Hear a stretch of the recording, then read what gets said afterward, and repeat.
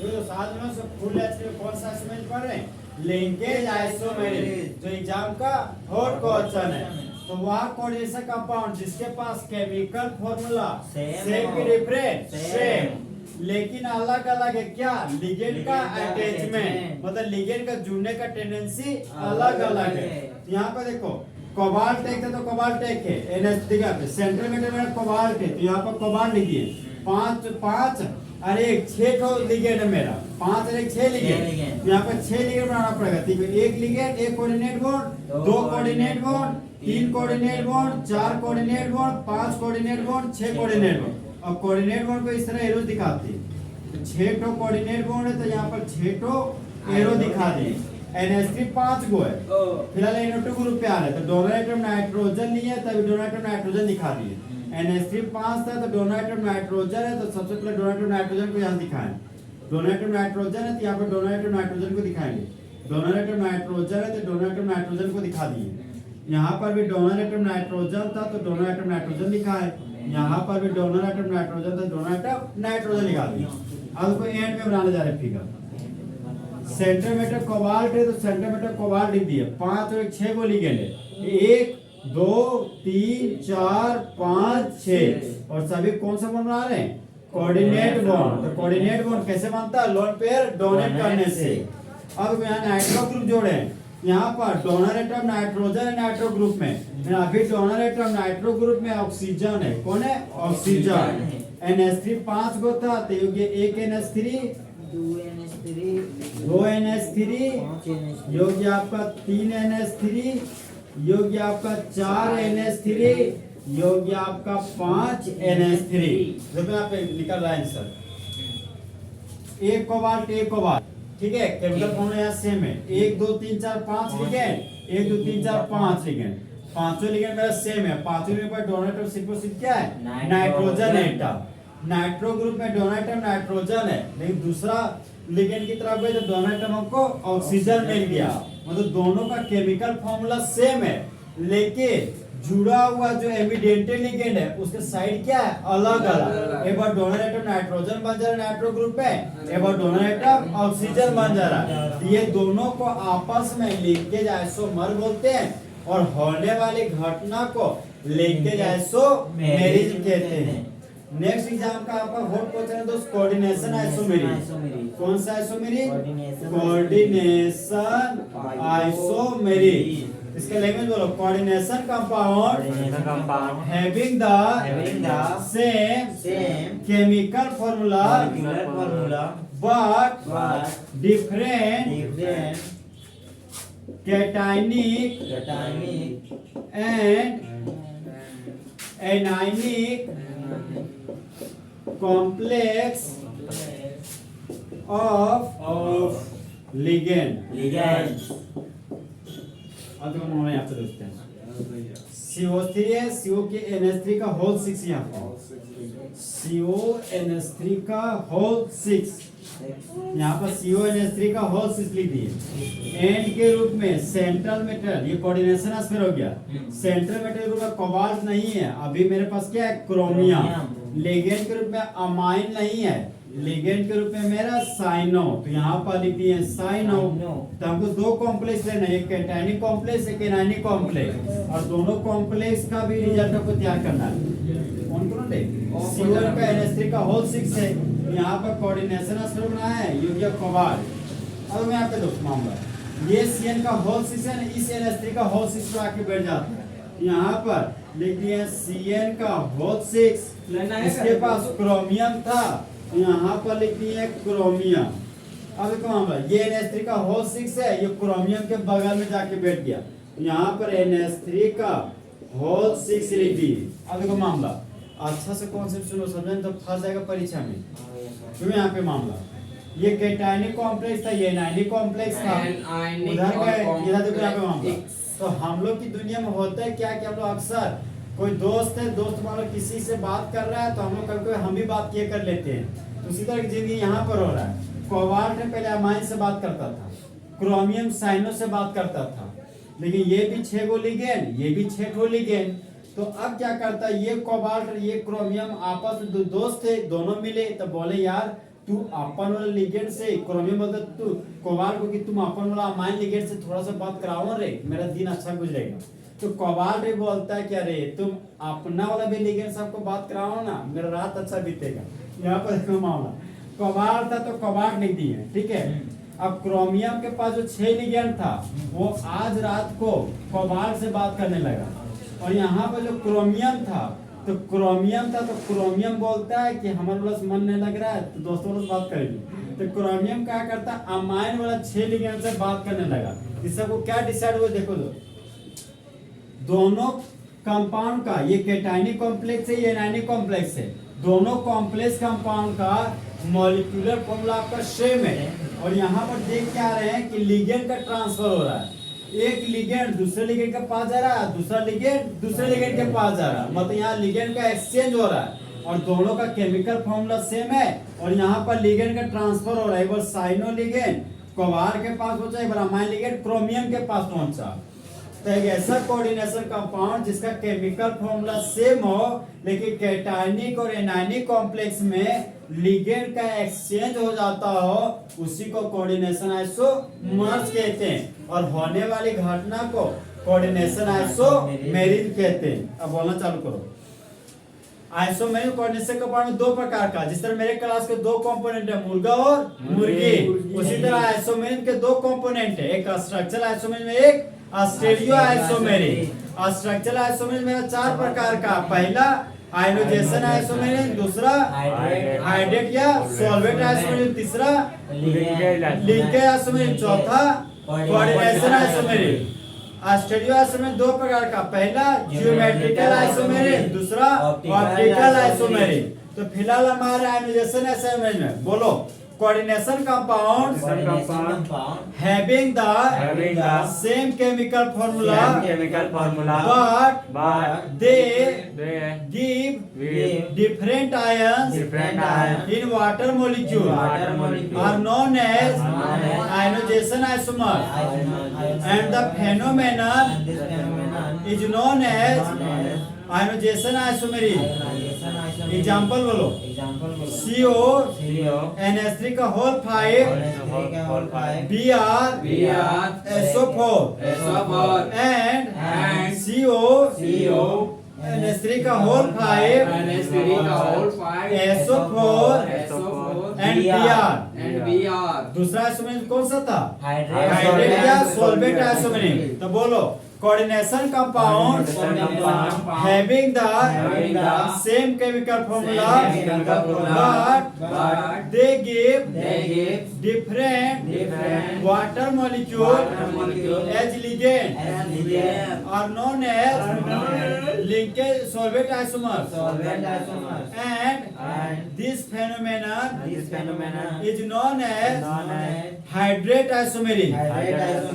Example बोलो, CO H2O का whole 5 Cl घर के बाहर Br and CO H2O का होल 4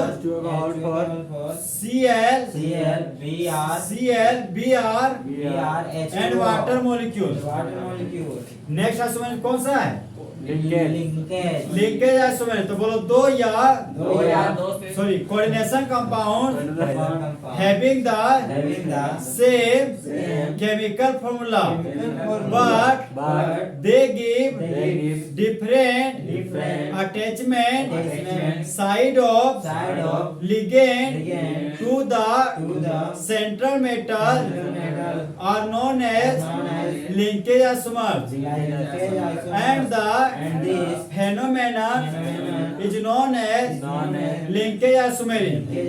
एग्जाम्पल बोलो, CO NH3 का होल 5 NO2 कोऑर्डिनेशन से फिर लोग and CO NH3 का होल 5 ONO। यहाँ पे कौन सा आइसोमेरिक प्राप्त हो रहा है, लिंकेज आइसोमेरिक। नेक्स्ट आइसोमेरिक कौन था, कोऑर्डिनेशन आइसोमेरिक। तो बोलो, chemical compound sorry coordination compound having the same chemical formula but different but different exchange of ligands to the central metal in a cationic and anionic complex are known as coordination isomer, and this phenomenon is known as coordination isomery. तो इस तरह हमारे जो structural आइसोमेर का चारों type क्या हो गया फुलेटी में भैया सुनिए ना मेरा देखो अब हम लोग सब फुल एक्चुअली में ज्योमेट्रिकल आइसोमेर पढ़े कौन सा सुपर में पढ़े तो ज्योमेट्रिकल आइसोमेर। तो जिस तरह मेरे क्लास के दो कंपोनेंट है बॉयज एंड गर्ल्स, उस तरह ज्योमेट्रिकल आइसोमेर के दो कंपोनेंट है दो कंपोनेंट। पहला आपका सीस आइसोमेरिक, पहला कौन सा आइसोमेरिक है सीस आइसोमेरिक, तो यहाँ पर लिखिए सीस आइसोमेरिक। और दूसरा मेरा ट्रांस आइसोमेरिक, कौन सा आइसोमेरिक ट्रांस आइसोमेरिक। सीस का कोई फुल फॉर्म नहीं होता, ट्रांस का कोई फुल फॉर्म नहीं होता, ऐसे नाम दिया गया सीस आइसोमेरिक और ट्रांस आइसोमेरिक।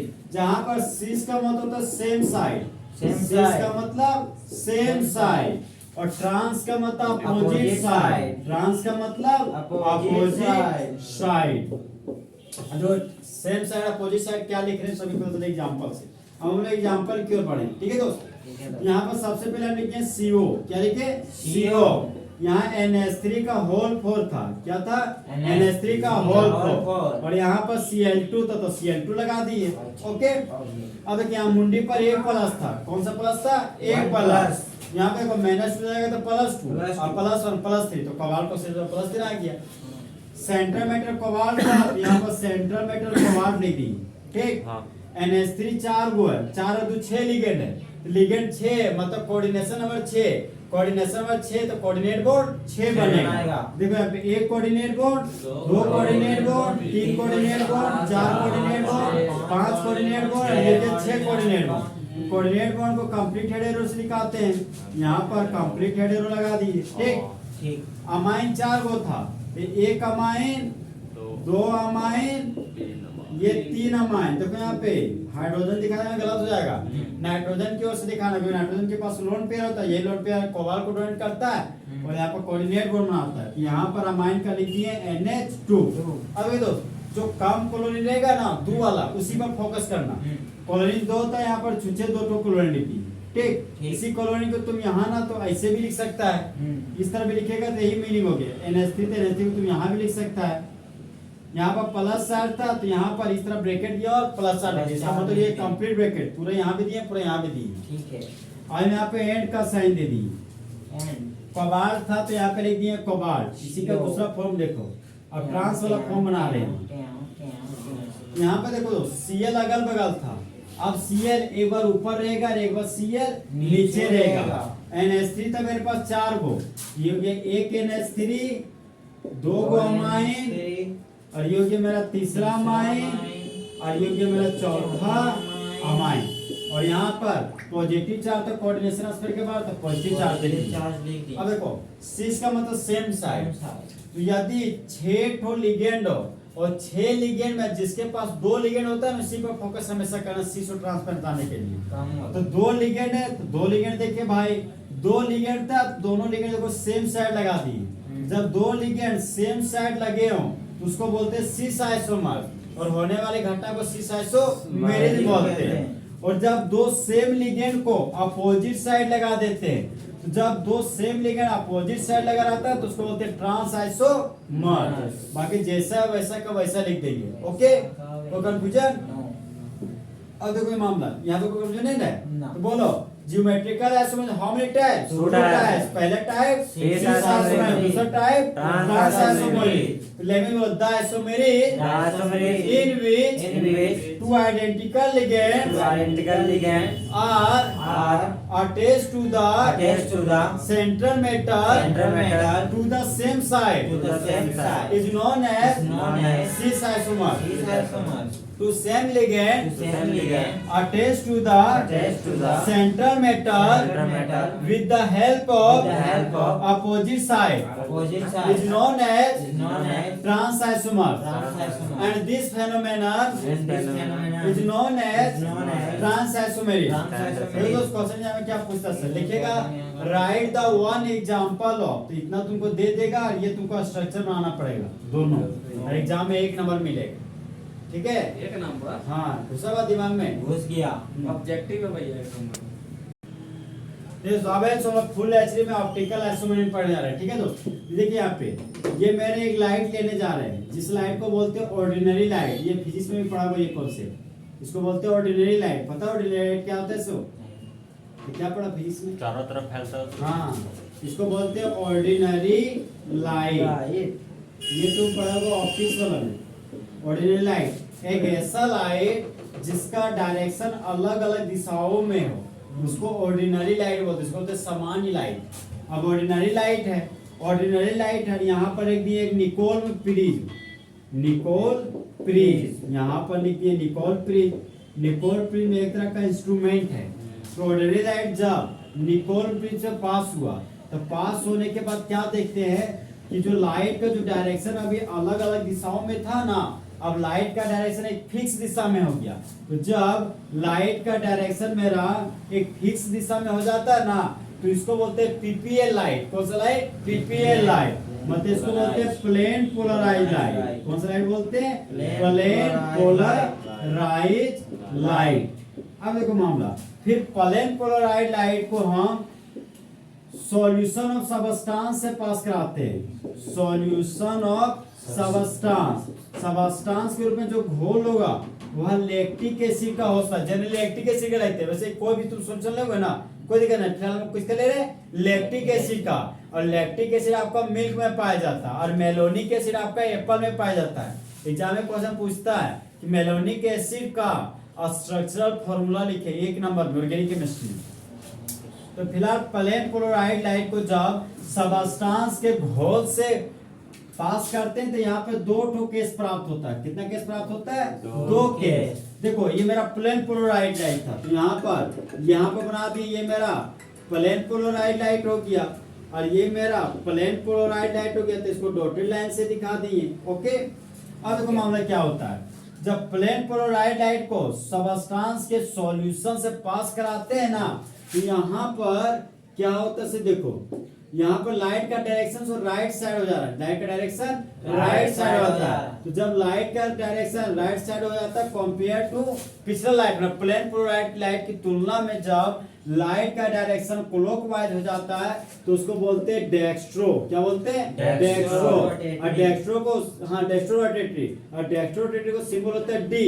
इसी डी को हम लोग प्लस के साइन से भी दिखाते हैं। कौन सा साइन से दिखाते हैं? प्लस के साइन से। अब को मामला ये मेरा प्लेन पोलराइड लाइट है। जब वो सबस्टांस के सॉल्यूशन से पास कराते हैं ना, तो ये क्या होता है? लाइट का जो डायरेक्शन है वो लेफ्ट साइड हो जाता है। किधर होता है? Left side. तो डी से हो गया दाहिना और लेफ्ट से हो गया लिबो। तो इसको बोलते हैं लिबो रोटेटरी। कौन सा रोटेटरी? लिबो रोटेटरी। लिबो का फर्स्ट लेटर स्मॉल ले लेता, स्मॉल ले दिए।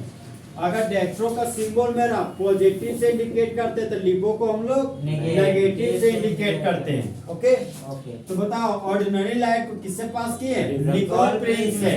तो एक ऐसा लाइट जिसका डायरेक्शन सभी दिशाओं में है उसको ऑर्डिनरी लाइट कहते हैं। तो जब ऑर्डिनरी लाइट को निकोल प्रिज्म से पास किए तो कौन सा लाइट ऑब्टेन हुआ? प्लेन पोलराइज लाइट, जिसको पीपीएल लाइट बोलते हैं। तो एक ऐसा लाइट जिसका डायरेक्शन फिक्स हो, जिसका मूव करने का, जिसका वाइब्रेट करने का दिशा एकदम फिक्स हो, उसी को प्लेन पोलराइज लाइट बोलते हैं। फिर प्लेन पोलराइज लाइट को जब सबस्टांस के सॉल्यूशन से प्राप्त करते हैं ना, तो 2 कंडीशन प्राप्त होता है। जब प्लेन पोलराइज लाइट की तुलना में मेरा लाइट का दिशा अगर क्लॉक दाहिना साइड घूम जाए, क्लॉकवाइज घूम जाए, तो उसको बोलते हैं डेक्स्ट्रो रोटेटरी। डेक्स्ट्रो रोटेटरी का सिंबल हो गया डी और साइन हो गया positive sign.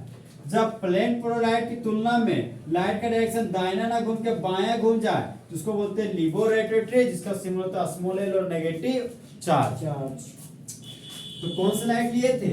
Plane polarised light. Ordinary light. Ordinary light को कौन से प्रिज्म से पास किए? Nicol prism. क्या प्राप्त हुआ? Plane polarised light. प्लेन प्रोलाइट को किसके कौन सॉल्यूशन से पास किए हैं? सॉल्यूशन ऑफ सबस्टेंस से। भैया पूरा दो बता कंडीशन। देना मत पिटाई इसे दो- बताइए डेस्ट्रो और लीन डेस्ट्रो और लीन को एक बार बता दो जैसे ये तेरा प्लेन प्रोलाइट है, ये फिक्स है। अब हम फिर सॉल्यूशन जब सोचे थे कि यार कुछ तो मूवमेंट होगा, फिर सॉल्यूशन सबस्टेंस से जब हम पास किए ना, तो हमको लगता है प्लेन प्रोलाइट की लाइट ऐसा ही होना चाहिए, ऐसा ही आना चाहिए। लेकिन जैसे हम सॉल्यूशन सबस्टेंस से पास किए तो लाइट का दिशा सीधा ना आके क्लॉकवाइज डायरेक्शन में, मतलब दाहिना तरफ आया था, जिसे दाहिना इसको बोलते हैं डेस्ट्रो रोटेटिव। ठीक, प्लेन प्रोलाइट का डायरेक्शन तो एकदम हॉरिजॉन्टल खड़ा वाला लाइन, वर्टिकल था तुम्हारा। यहाँ पर आप जब हम सॉल्यूशन सबस्टेंस से पास किए हैं तो रिजल्ट में देखें तो खड़ा हुआ लाइन नहीं प्राप्त हुआ। ये लाइन क्या वो लेफ्ट टाइप रोटेट कर गया, तो लेफ्ट टाइप जब रोटेट कर गया ना प्लेन प्रोलाइट लाइन, उसी को बोलते हैं लिबोरेटरी। इसका सिंबल होता है स्मॉल है, सिंबल होता है नेगेटिव चार्ज। ओके, अब देखो दोस्त, जिस तरह मेरे क्लास के दो कंपोनेंट थे बॉयज एंड गर्ल्स, उसी तरह ऑप्टिकल आइसोमर के दो कंपोनेंट है। कितना कंपोनेंट है? दो कंपोनेंट। एक है आपका फेशियल आइसोमर। कौन सा आइसोमर है? फेशियल आइसोमर, जिसको प्यार से फेक आइसोमर बोलते हैं। कौन सा आइसोमर बोलते हैं? Fake isomer. दूसरा आइसोमर है आपका मेरिडियोनल आइसोमर। कौन सा आइसोमर है? मेरिडियोनल आइसोमर, जिसको प्यार से मर आइसोमर बोलते हैं। कौन सा आइसोमर बोलते हैं? मर आइसोमर। अब इसके एग्जांपल देखो, ये CO था तो CO लिख दिए, यहाँ पर NH3 का होल 3 लिख दिए। ओके, और यहाँ पर Cl का होल 3 लिख दिए। ये घर है, घर का नाम क्या हो गया? कोऑर्डिनेशन। ये सेंट्रल मेटल, ये ligand. Coordination number. Central metal cobalt था तो कोबाल्ट लिख दिए। 3 यूनिट छोटो कोऑर्डिनेशन स्पेयर है, तो इसका मतलब छोटो कोऑर्डिनेट बॉन्ड बनेगा। ये 1 2 3 4, ये 5 है, ये 6 कोऑर्डिनेट बॉन्ड। फिर से सेंट्रल मेटल कोबाल्ट था, 6 कोऑर्डिनेट बॉन्ड बनाते, 1 2 3 4 5 और 6 लगा दो। ओके, कोऑर्डिनेट बॉन्ड बनाना था तो यहाँ पर कंप्लीट एरो का साइन दिखा दिए 6 टो। यहाँ पर भी 6 कोऑर्डिनेट बॉन्ड बन रहा है, 1 कोऑर्डिनेट बॉन्ड, 2 कोऑर्डिनेट बॉन्ड, 3 4 5 और 6 कोऑर्डिनेट बॉन्ड। अब देखो NH3 3 गो है, Cl3 भी 3 गो है, तो फिर हम Cl3 पे फोकस करते हैं, NH3 को भी फोकस कर सकते हैं। 3 गो Cl था तो 1 Cl 2 Cl और ये हो गया तुम्हारा 3 Cl। अब बच गया NH3, तो ये हो गया तेरा 1 NH3, ये हो गया 2 NH3, ये हो गया तेरा तीसरा NH3। यहाँ पर देखो दोस्त, यहाँ पर 3 टो Cl अगर 3 टो लिगेंड अगर एक तरफ ही लगाओ तो उसको बोलते हैं फेक आइसोमर। कौन सा आइसोमर? Fake isomer. लेकिन जैसे हम इसको मिरर के सामने रखे तो देखो मामला क्या होता है। 2 टो Cl जैसा का जैसा था, यहाँ पे 2 टो Cl जैसा का तैसा था, वहाँ पे 2 टो Cl वैसा का पैसा लिख दिए। और ये जो Cl यहाँ ना रख के यहाँ पर रख दिए। कहाँ पर रख दिए? यहाँ पर। अब जो बच गए NH3, NH3 3 गो बच गया, एक NH3 यहाँ पर लिख देंगे, एक NH3 यहाँ पर लिख देंगे, एक NH3 यहाँ पर लिख देंगे। तो बोले कि यदि 3 सेम लिगेंड को लगातार जोड़ा जाए तो उसको बोलते हैं फेक आइसोमर। लेकिन दूसरा वाला केस में 2 लिगेंड एक तरफ जुड़ा हुआ है, तीसरा लिगेंड एक तरफ नहीं जुड़ा हुआ है, तो उसको बोलेंगे मर आइसोमर। यहाँ पर देखो 3 लिगेंड लगातार होता तो फेक आइसोमर। यहाँ पर देखो NH3 बिल्कुल सेम है, तीसरा में NH3 कहाँ आ रहा है? ये कौन सा आइसोमर हो गया? मर आइसोमर। जहाँ पर फेक आइसोमर को फेशियल आइसोमर बोलते हैं और मर आइसोमर को मेरिडियोनल आइसोमर बोलते हैं। तो इस तरह हमारे दोस्त फुल एच में ज्योमेट्रिकल आइसोमर और ऑप्टिकल आइसोमर फुल एच में खत्म।